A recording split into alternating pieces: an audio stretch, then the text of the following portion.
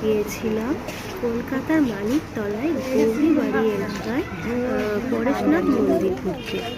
মন্দিরটা এত সুন্দরভাবে সুসজ্জিত, তোমাদের দেখলেই চোখটা জুড়িয়ে যাবে।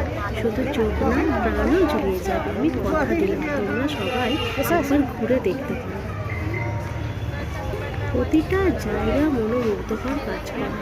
আর মন্দিরের ভিতরটা, হয়তো মন্দিরের ভিতরটা আমি ক্যামেরা করতে পারিনি, কারণ ওখানে ফটো তোলা নিষেধ ছিল। তো মন্দিরের ভিতরটা দেখলে মাথা পুরো খারাপ হয়ে যাবে।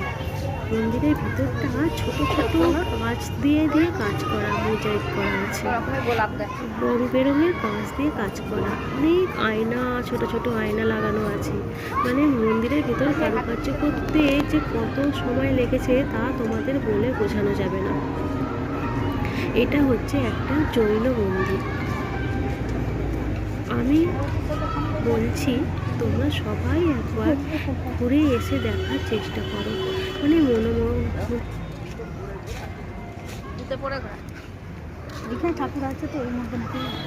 এই মনোমুগ্ধকর পরিবেশ ঘুরতে কার না ভালো লাগে। তো গেলে তোমাদের যদি কোনোদিন মন খারাপ থাকে, তো এইখানে ঘুরলে আশা করি তোমাদের মনটা ভালো হয়ে যাবে। হাতের কাজ দেখলে মাথা খারাপ হয়ে যাবে।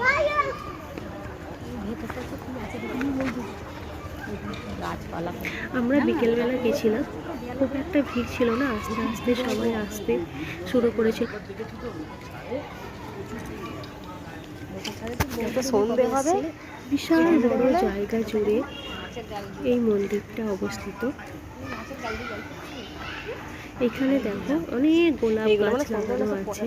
আর এখানটা দেখো জলের ব্যবস্থা করা আছে, মানে এখান দিয়ে জল ফোয়ারা এইসব উঠবে। কিন্তু এখন কিছু কারণবশত এগুলো বন্ধ আছে। তবে গাছগুলো দেখার মতো। শীতকালে গেলে কি বলতো, এখানে অনেক ফুল ফুটে থাকবে, যেহেতু শীতকাল।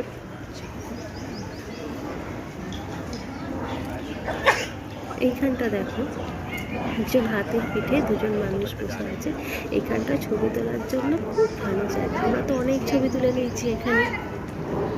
আর বাড়ির লোকেদের সাথে এখানে এইসব জায়গায় যাওয়া ঘোরার মজাই আলাদা।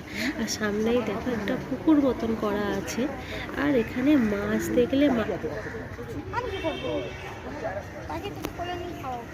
এখানে পুকুরটায় মাছ দেখলে মাথা খারাপ হয়ে যাবে, এত মাছ। আর কি বলতো, প্রচুর কচ্ছপ আছে, ছোট ছোট ছোট ছোট অনেক কচ্ছপ ঘোরাফেরা করছে, তোমরা দেখতে পাবে। দেখো এই দেখো কচ্ছপগুলো। আর আমার ভিডিও কেমন লাগছে তোমরা জানিও।